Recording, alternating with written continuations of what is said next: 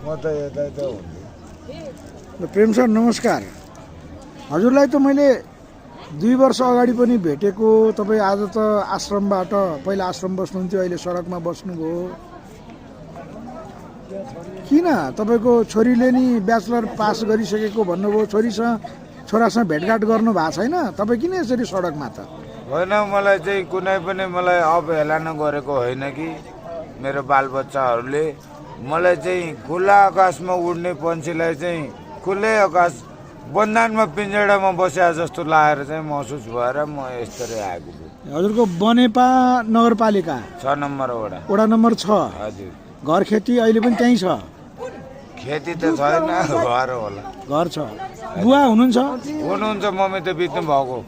ए, बुवा अझै हुनुहुन्छ? हजुर। 2077 बुवालाई भेट्न मन लाग्दैन? हजुर, भेटघाट भइरहन्छ फोनमा। ए, फोनमा भेटघाट हुन्छ? फोन गर्नुहुन्छ? जान्छु। 2077 साल वैशाख 28 गते माता तीर्थ औँसी थियो। अनि ल्याउनु, उहाँहरूलाई नि चिया दिनु न, बिस्कुट छ भने बिस्कुट पनि दिनु। 28 गते माता तीर्थ औँसी थियो। 27 गते रातको 2 बजे आमाले शरीर त्याग्नु भएको रहेछ। लकडाउनको बेला 6000 रुपियाँ ट्याक्सी भाडा तिरेर म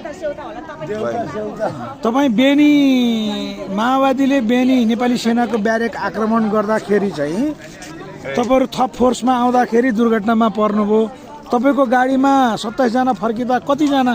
तपाईँ त यो खुट्टा तपाईँको त्यहीँ अब गयो होइन, अहिले खुट्टा काटेर यसरी हुनुहुन्छ। अरू कतिजना साथीहरूको चाहिँ त्यहाँ मृत्यु भयो? मात्रै नभएर त्यहाँ विभिन्न साथीहरू पनि थिए। अरू पनि थिए, बाहिर पनि हुनुहुन्थ्यो? सेनाकै चाहिँ कतिजना? तपाईँले मलाई 4 जना कि 6 जना मृत्यु भएको त्यहीँ? जम्मा 6 जना पुष्टि भयो रक्षा मन्त्रालयले। त्यो बिस्कुट छैन दिदी? हो, त्यो दिनु न, सबै दिनु न पाके। पुरै छैन अनि दिनु न। होइन, मलाई त लिनु, उहाँ बुवाले लिनुहुन्छ। ए, अनि आश्रममा तपाईँ कति वर्ष बस्नुभयो? 2 वर्ष बस्यो उहाँ। होइन, उहाँ त प्रेम सर त अहिलेसम्म कति वर्ष बस्नुभयो? मैले पहिला भेट्दा आश्रममा त्यतिखेर त यहाँ आश्रममा हजुरसँग भेटघाट भएर पनि 19 महिना बस्यौँ। कमल, म हजुरको बुवाको परिचय नै, बुवाको शुभ नाम के भन्नुभयो? मेरो आकाश केसी सर। घर कहाँ तपाईँको बुवाको? मेरो सिन्धु। अर्को दिन न, अर्को होला नि। बस्न माने अहिले त्यो पप अर्को छैन? उहाँलाई चिया र पप दिनु न।